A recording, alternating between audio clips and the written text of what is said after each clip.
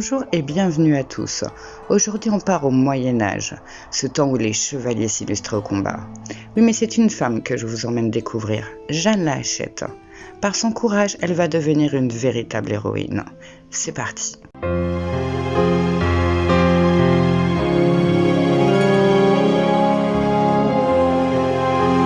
Jeanne naît le 14 novembre 1454, dans la belle ville de Beauvais, probablement dans l'actuelle rue Jeanne Hachette.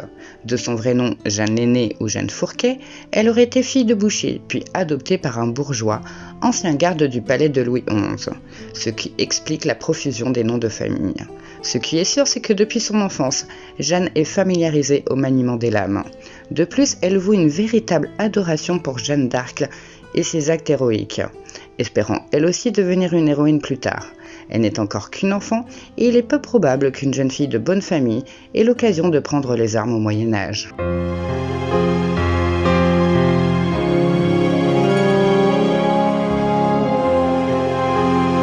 Louis XI, roi de France, et Charles le Téméraire, duc de Bourgogne, sont cousins, mais vont s'affronter dans une véritable lutte de pouvoir. Les deux hommes ne peuvent pas être plus à l'opposé.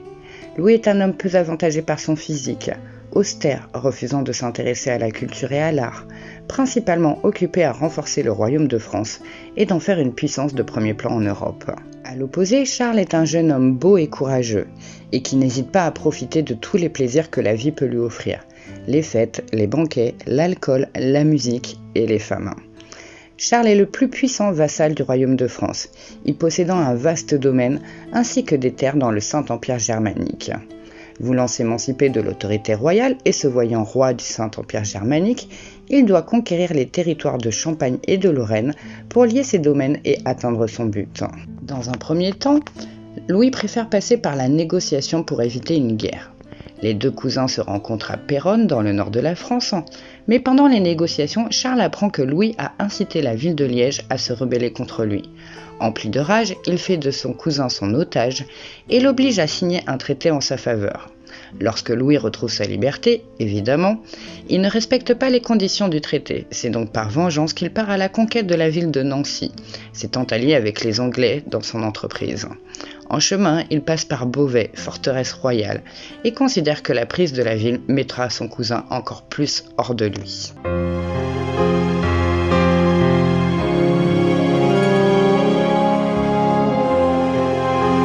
20 ans ont passé et nous voici en 1470, et notre Jeanne a tout juste 18 ans. Elle exerce le métier de cardeuse de laine.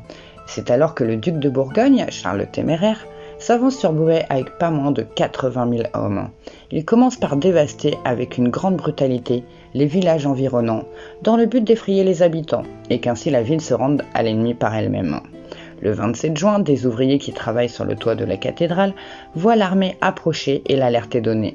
Bien que Beauvais soit une ville fortifiée, elle ne disposait pas d'artillerie ni de garnison de soldats pour se défendre. Les soldats bourguignons escaladent la muraille et la porte de la ville cède rapidement. Pourtant, les habitants ne se rendent pas pour autant. Ils s'organisent et se jettent dans la bataille, les hommes évidemment, mais aussi les femmes et les enfants. Les citoyens bloquent les entrées par leur propre poids. On se bat avec des armes de fortune, à vrai dire avec tout ce qui nous passe sous la main. Et parfois même juste avec ses poings. Du haut des remparts, on verse sur les soldats ennemis de l'eau ou de l'huile bouillante, mais aussi du plomb fondu. Malgré tous leurs efforts, les Bourguignons gagnent du terrain. Les Beauvaisiens commencent à douter de leur détermination. C'est le 9 juillet que se distingue Jeanne, armée d'une hachette, d'où son surnom. Accompagnée d'un groupe de femmes toutes armées, elles escaladent les remparts pour freiner les Bourguignons. Jeanne repousse les soldats des remparts avec sa hachette ou en renversant des échelles. Quelques soldats arrivent malgré tout à se hisser sur la muraille. Voulant montrer leur victoire, l'un d'entre eux se met en tête de planter leur drapeau en haut de la muraille. Jeanne ne réfléchit pas une seconde et pousse le soldat du haut des remparts, qui tombe dans les douves, brandissant son étendard au-dessus de sa tête. Telle son idole Jeanne d'Arc, par sa bravoure, elle redonne espoir à ses compagnons qui redoublent d'efforts pour lutter contre l'ennemi. Comprenant que tactiquement, ils ne pourraient pas empêcher les Bourguignons très longtemps de prendre la ville, on finit par maintenir des brasiers allumés pendant près de 2 semaines pour maintenir l'ennemi éloigné. Le duc décide donc d'attaquer la ville sur une autre partie. Les boulets de canon endommagent les fortifications, mais les soldats n'arrivent pas non plus à entrer dans la ville de ce côté. En fait, les Beauvaisiens, bien que démunis, en armes, font preuve d'imagination et d'organisation. Chaque fois que les soldats attaquent un endroit, les habitants ripostent avec tout ce qu'ils peuvent et beaucoup de femmes participent à la bataille.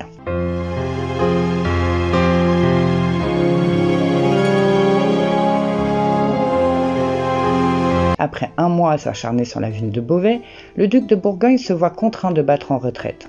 En effet, l'armée royale leur arrive en renfort pour mettre fin au siège tout en coupant les lignes de ravitaillement des Bourguignons. Louis a réussi à convaincre les Anglais d'abandonner leur alliance avec Charles contre une forte somme d'argent. Dans l'histoire, Charles a quand même perdu 3000 hommes, dont une vingtaine de seigneurs, contre une ville de citoyens ne possédant ni armes ni canons. Pour un homme de son statut, la défaite est plus qu'humiliante. D'autant plus qu'à s'acharner sur Beauvais et les pertes engendrées, il peut oublier toute chance de renverser le roi. Sa révolte s'éteint aussi vite qu'elle avait commencé et il se retire sur ses terres.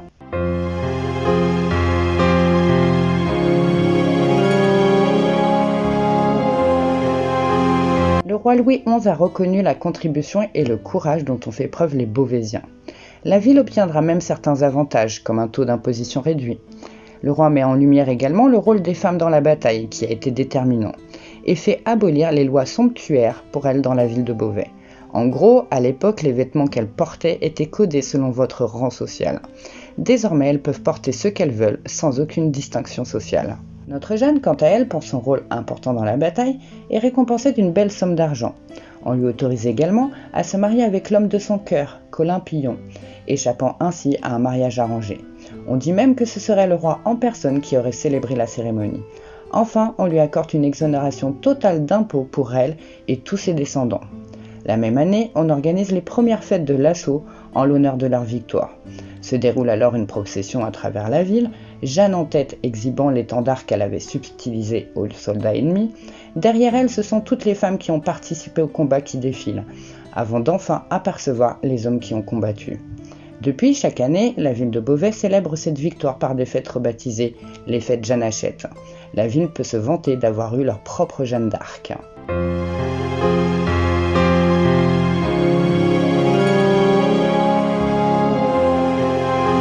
Malheureusement, il n'existe pas d'informations sur ce qu'il est advenu de Jeanne suite à ses exploits. On ignore même la date de son décès. Même son souvenir héroïque va se perdre peu à peu dans les mémoires. L'historien Paulin Paris niera même son existence, appuyé sur le manque de faits avérés et de documents dans le journal de l'Assemblée du 19 février 1850. Ce qui est faux car on retrouve sa trace dans des lettres écrites par le roi lui-même. Jeanne fut réhabilitée dans ses faits d'armes au moment de la canonisation de Jeanne d'Arc, en 1920.